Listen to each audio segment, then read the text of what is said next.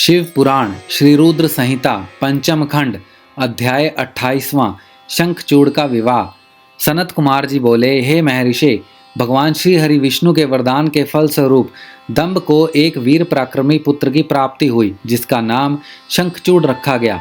शंखचूड़ भी धार्मिक था। अपने परम पूज्य गुरु के अमृत वचनों का शंखचूड़ के मन पर गहरा प्रभाव पड़ा और वह पुष्कर नामक तीर्थ में जाकर एकाग्र मन से तपस्या करने लगा।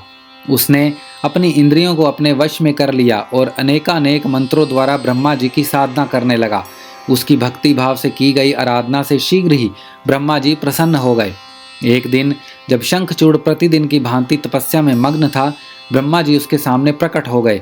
अपने आराध्य को एकाएक अपने सामने इस प्रकार खड़ा देखकर शंखचूड़ की प्रसन्नता की कोई सीमा न रही। वह ब्रह्मा जी के चरणों में लेट गया और उनके पैरों पर अपना सिर रखकर उनकी स्तुति करने लगा।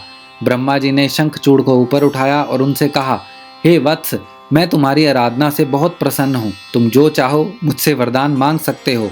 मैं तुम्हारी सभी कामनाएं पूरी करूँगा। अपने आराध्य ब्रह्मा जी के ये वचन सुनकर शंखचूड़ बोला, हे ब्रह्मा जी, यदि आप मुझ पर प्रसन्न हैं तो मुझे यह वरदान दीजिए कि मुझे कोई भी जीत ना सके। शंखचूड़ के इस वर को सुनकर ब्रह्मा जी बोले, ऐसा ही होगा। और फिर उसे भगवान श्री कृष्ण का अक्षय कवच देते हुए कहने लगे कि शंखचूड़, अब तुम बद्रिका आश्रम चले जाओ। वहाँ सकामा तुलसी तपस्या कर रही है। तुम वहाँ जाकर धर्मराज की कन्या तुलसी से विवाह कर लो।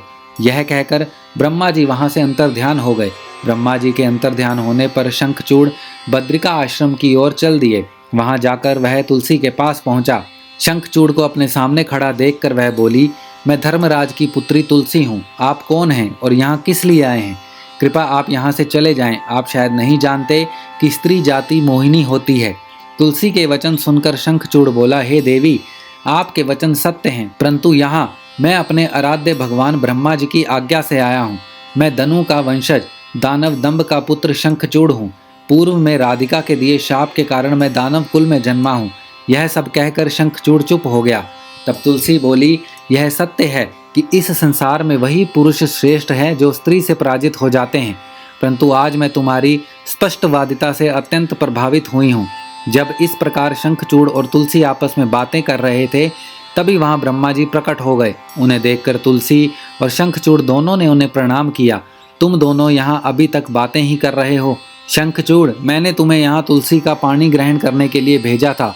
तुम निश्चय ही पुरुषों में श्रेष्ठ हो और तुलसी निसंदेह ही स्त्रियों में रत्न है। तुम दोनों एक दूसरे के लिए ही बने हो, इसीलिए तुम्हें शीघ्र ही एक दूसरे का हो जाना चाहिए। शंखचूड़ और तुलसी को विवाह करने के लिए कहकर ब्रह्मा जी वहां से चले गए। ब्रह्मा जी का आदेश मानते हुए तुलसी और शंखचूड़ ने गंधर्व रीति से विवाह कर लिया। तत्पश्चात वे दोनों अनेक सुंदर मनोरम स्थानों पर अनेकों वर्षों तक विहार करते रहे। एक दूसरे का साथ पाकर वे बहुत प्रसन्न थे। श्री रुद्र संहिता पंचम खंड अध्याय 28वां समाप्त।